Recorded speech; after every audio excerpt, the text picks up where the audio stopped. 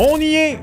Après 12 ans, les joueurs de la Ligue nationale de hockey sont de retour au tournoi olympique de hockey masculin et bien qu'on a eu du fun aux 4 nations l'an dernier, on a enfin un vrai tournoi international meilleur contre meilleur. Tu veux être celui qui va le mieux paraître à la machine à café dans les prochaines semaines? Ton boy t'a préparé un petit guide pour te retrouver dans le tournoi.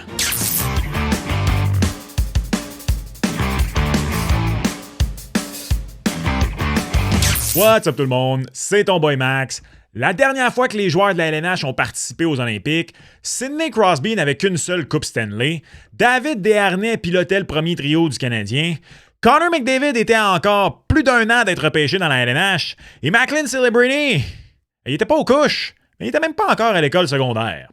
Cet épisode va être séparé en 3 parties. On va d'abord rapidement regarder les règles et le déroulement du tournoi. On va analyser les différentes équipes, ou plutôt les séparer en 5 groupes. Et on va conclure en se mouillant et en y allant d'un segment qui pourrait mal vieillir. Les prédictions! J'en profite pour te dire que ton boy va être en direct lors de tous les matchs du Canada pendant les Jeux. Ce sera également suivi d'une émission d'après-match. Alors, embarque en direct durant toutes les rencontres du Canada, ici même sur ma chaîne YouTube. Et tu veux rien manquer? Ben, abonne-toi à la chaîne. On veut atteindre les 35 000 abonnés cette année. Et puisque nous jouons tous pour le Canada, fais plaisir à ton boy. OK, allons-y. Le principe du tournoi est très simple. Les équipes sont séparées en 3 groupes de 4 équipes pour un tournoi à la ronde. Donc, Canada, Tchéquie, Suisse, France dans le groupe A. Finlande, Suède, Slovaquie, Italie. Le petit H que vous voyez, c'est parce que l'Italie est qualifiée en tant que pays hôte.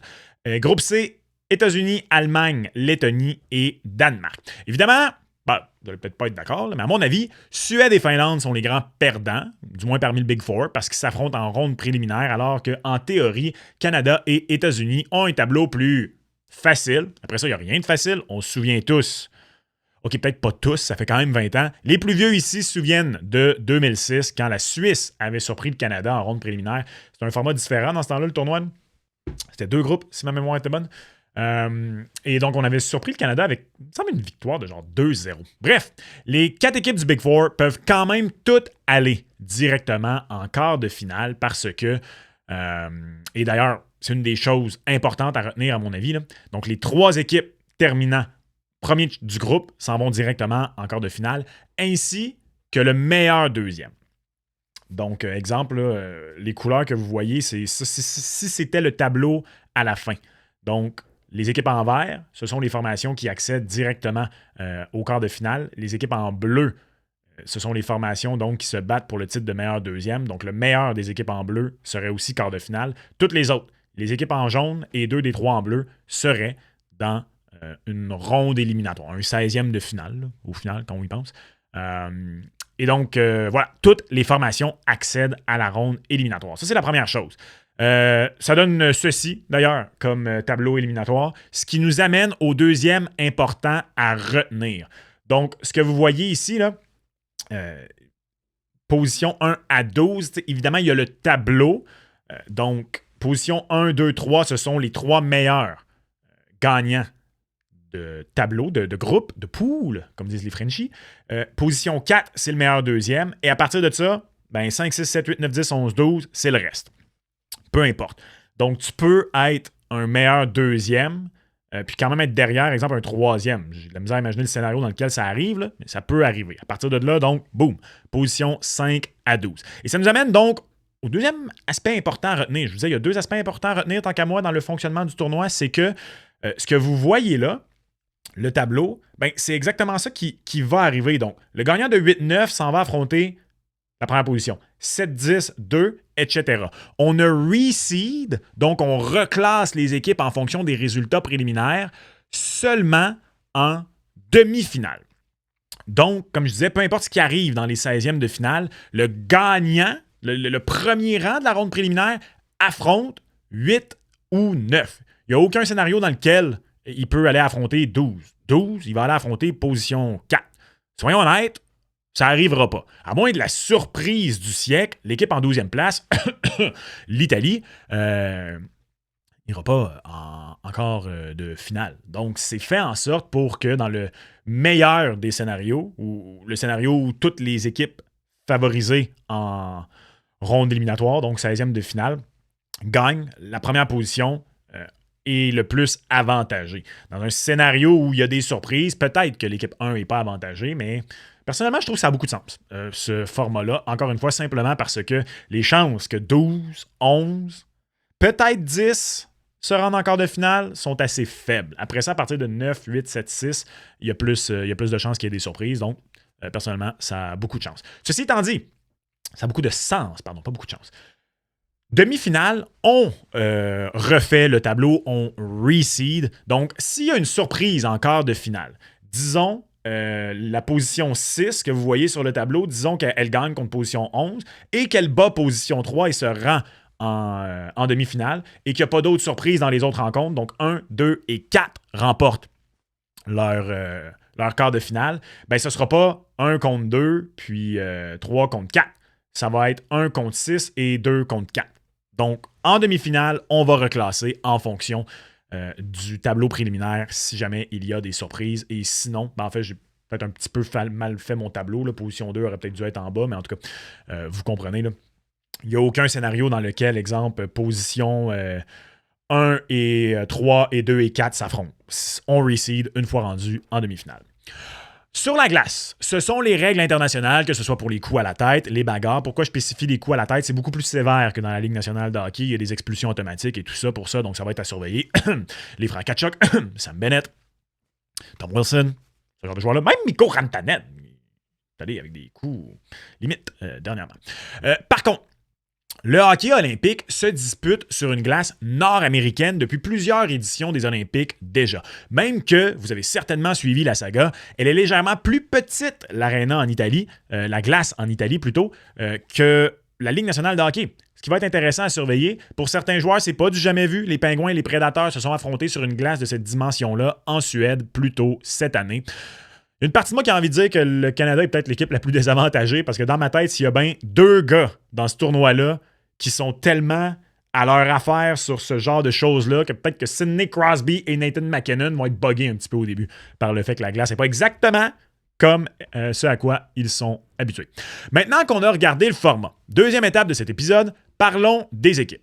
Elles sont, à mon avis, et curieux d'avoir le vôtre là-dessus parce que ce n'est que mon opinion, j'ai pas la vérité. Donc, laissez-moi savoir en commentaire si vous êtes d'accord ou non. À mon avis, elles sont séparées en 5 groupes de force. En fait, 4 groupes et l'Italie. Sans vouloir manquer de respect aux Italiens, c'est la seule formation dans tout le tournoi qui n'a aucun joueur actif dans la LNH, ni même un seul match d'expérience dans la Ligue nationale de hockey. Il y a par contre le jeune gardien de 21 ans, Damien Clara, choix de 2e ronde des Ducks. Il y a quelques années, il est devenu le premier Italien de l'histoire repêché dans la LNH. Il joue actuellement en Ligue suédoise. Peut-être que lui, un jour, on le verra dans la LNH. Il y a un autre joueur repêché dans la LNH au sein de cette formation-là. Il s'appelle Thomas Larkin. Il a la nationalité italienne. Il est né en Angleterre d'un père américain, d'une mère italienne. Donc, pour ceux là, qui voudraient dire « Hey, il y en a un autre! » Oui, mais la Ligue nationale de hockey considère le gardien comme le premier joueur né en Italie à avoir été repêché dans la Ligue nationale de hockey. Donc voilà pour les détails. L'autre gars en question, Larkin, il a 35 ans, il n'a jamais atteint la LNH, il avait été repêché il y a longtemps par les Blue Jackets de Columbus. Et il y a aussi un Québécois. Il y a un Québécois dans le tournoi masculin olympique parce que il y a un gars de Saint-Eustache, Phil Pietroniro. C'est vraiment pas si sûr que ça comme nom à dire. Je suis vraiment désolé à Phil Pietroniro. Je sais pas pourquoi j'ai bugué. Il a gagné la Coupe du Président avec les Foreurs de Val-d'Or en 2014, un ancien de la Ligue de hockey junior maritime Québec. Donc, il joue au sein de la formation italienne. En plus d'être l'équipe la plus faible sur papier, les pauvres Italiens doivent affronter 2 des 4 équipes du Big Four. Ils sont dans le groupe de la Suède et la Finlande. Comme on dit dans le jargon, bonne chance. Ensuite de ça, le groupe 4 est constitué de formations pour lesquelles je dis que c'est pas impossible, mais on peut rêver à quelque chose. Ce quelque chose, bien honnêtement, à mon avis, n'est pas une médaille. Ce serait une énorme surprise si les équipes de ce groupe gagnent une médaille. Mais peut-être peut-être passer le quart de finale. Et si on pousse vraiment notre chance, un gardien en feu, quelque chose, une médaille de bronze, ce groupe est composé de la France, le Danemark et la Lettonie. J'ai failli mettre la France dans la même catégorie que les Italiens, mais on a quand même Alexandre Texier, joueur actif dans la Ligue nationale de hockey, bon joueur de la Ligue nationale de hockey, et Pierre-Édouard Bellemare, un champion de la Coupe Stanley. Il y a aussi des joueurs moins connus, comme Stéphane Dacosta, qui a joué une quarantaine de matchs avec les Sénateurs dans les années 2010. Il y a Johan Ovitu, qui a joué avec les Devils, les Oilers. Bref, je pense qu'il faut quand même donner un peu plus de respect à la formation française par rapport à celle de l'Italie.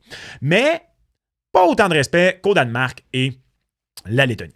Les Lettons pourraient surprendre strictement si un des gardiens, que ce soit Elvis Merzlikins ou Artur Šilovs, joue un match éliminatoire sur la tête, ce qui n'est pas jamais vu aux Jeux olympiques. On se souvient d'ailleurs de Kristers Gudlevskis, ce qui est vraiment plus à dire, tough à dire, et je l'ai réussi, pourtant, comme non. Il l'avait fait, souvenez-vous, en quart de finale contre le Canada à Sochi. 55 arrêts dans une défaite de 2-1.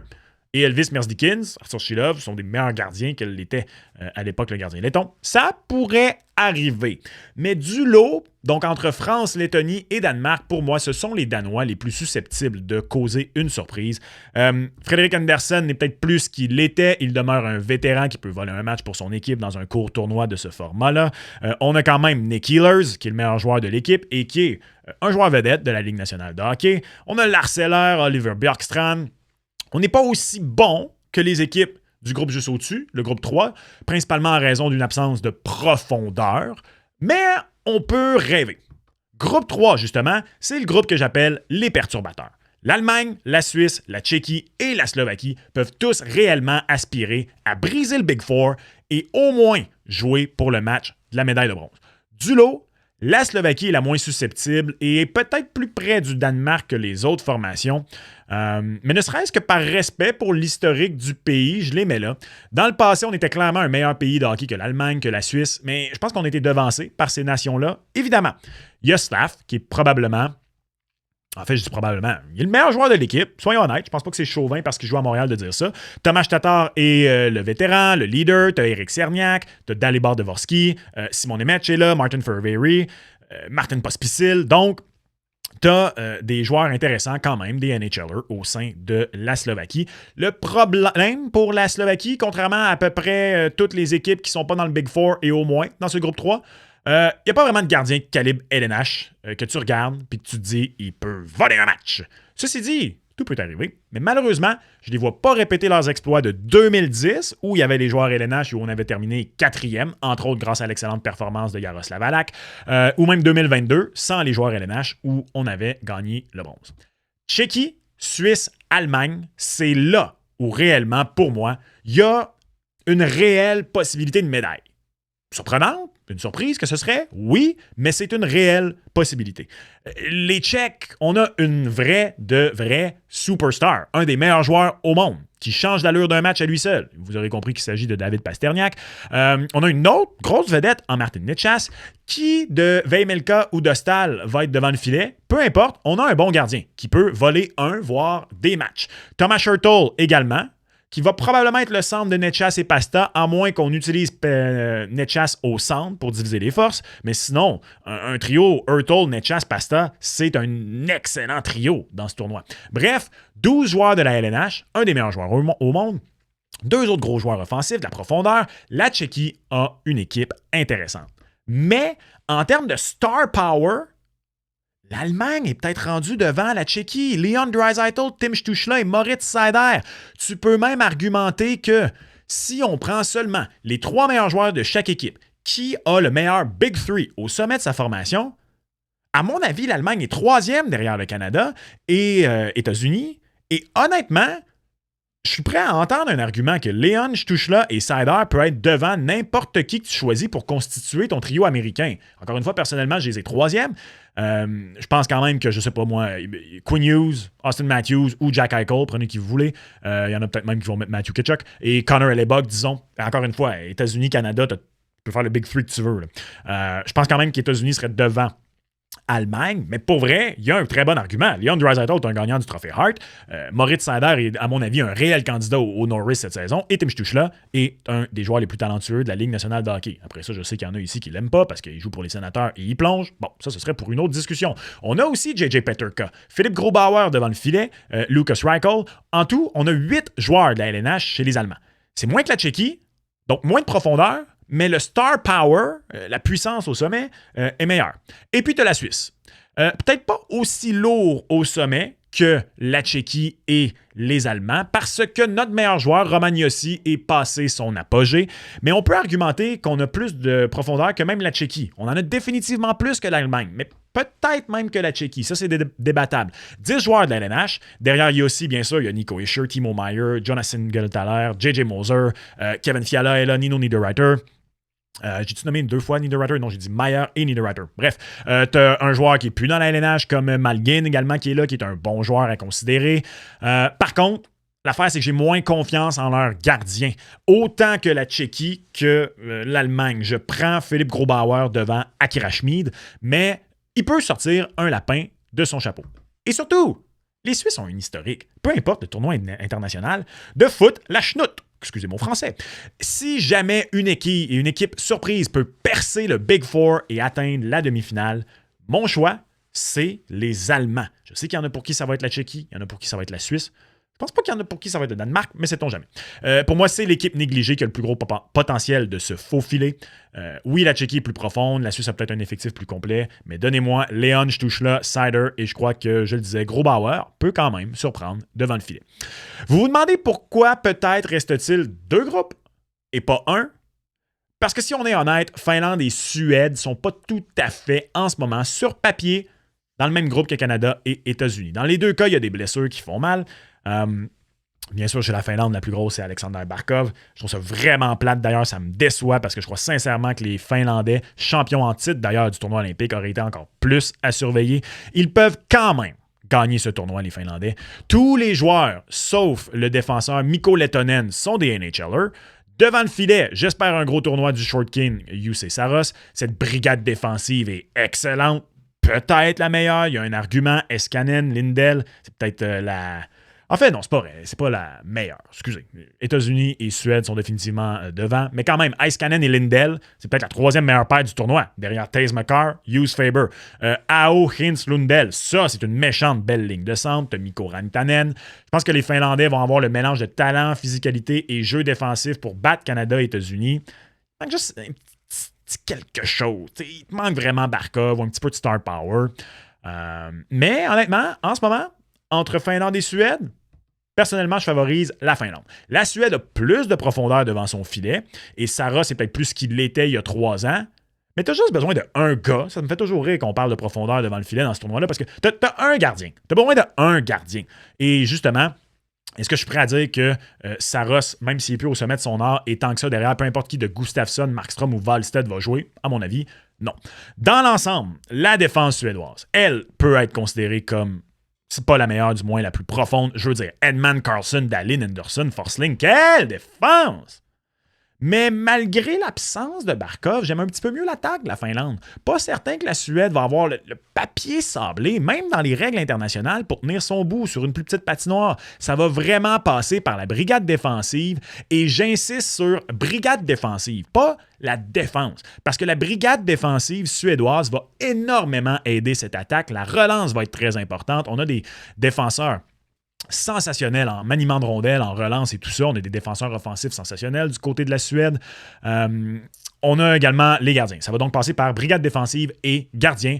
On y reviendra aux prédictions, mais j'aime l'équipe finlandaise. Et finalement, le top 2, auquel il y aurait peut-être, soyons honnêtes, eu la Russie à ajouter dans ce tournoi. L'absence russe se fait sentir. Est-ce qu'on aurait été avec Canada, États-Unis ou Finlande, Suède? Je vous la pose la question, laissez-moi le savoir en commentaire.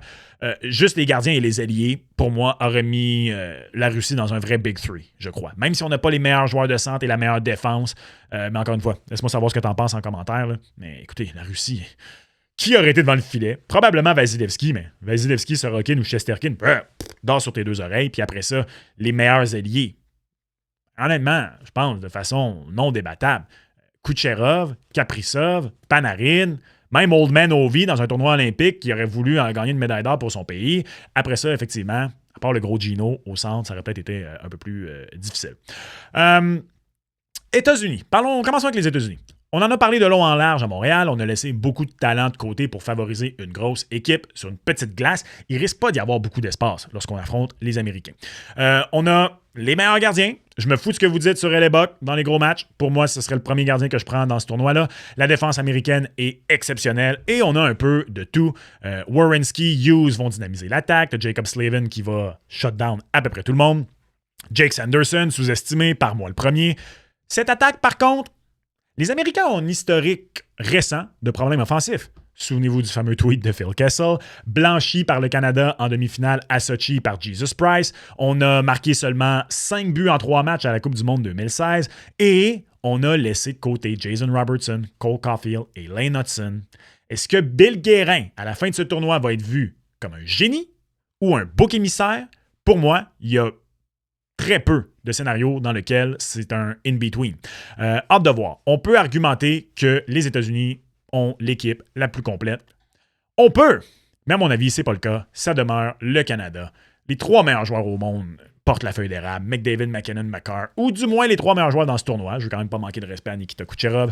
Ajoutez à ça le plus facteur X de tous les facteurs X, le vet de tous les vets, Captain Canada, Sid non pas de Kid, mais Sid de King.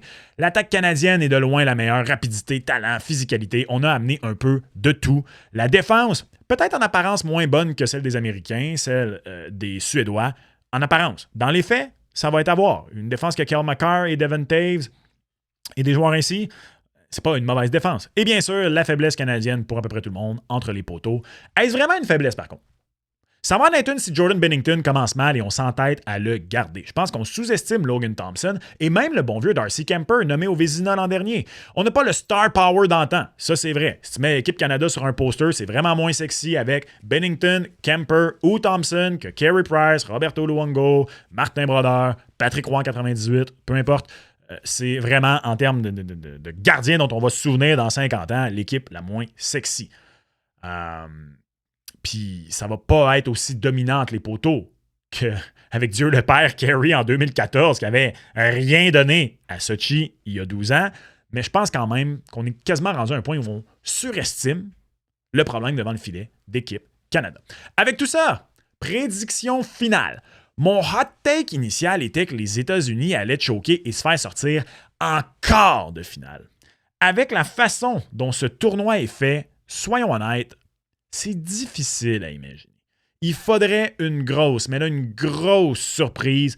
Probablement dès la ronde préliminaire, peut-être les Allemands peuvent-ils surprendre les Américains, faire en sorte que les Américains terminent deuxième de leur groupe. Mais même à ça, est-ce que les 3 équipes derrière les États-Unis vont pas se battre toutes entre elles? Je pense que les Américains sont condamnés à gagner leur groupe et donc avoir un bon positionnement en quart de finale et au moins se rendre en demi-finale. Le Big Four va passer. Bien sûr, 1, 2, 3, 4 ou 1, 2, 3, 5 au pire. Oui, et Suède et Finlande doivent s'affronter, mais on risque de se graisser la patte contre l'Italie. Et ça, c'est important.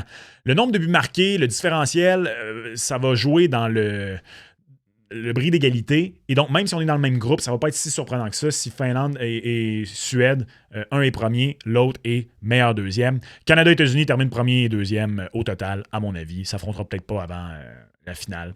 Je crois que du Big Four, il y a une équipe qui se fait surprendre quand même. Le Big Four ne sera pas en demi-finale.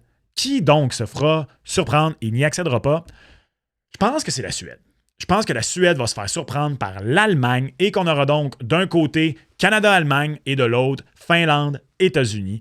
Et malgré l'absence de Barkov, je vois la Finlande atteindre la finale et affronter le Canada et que la bande Acid de Kid va sortir vainqueur de ce tournoi.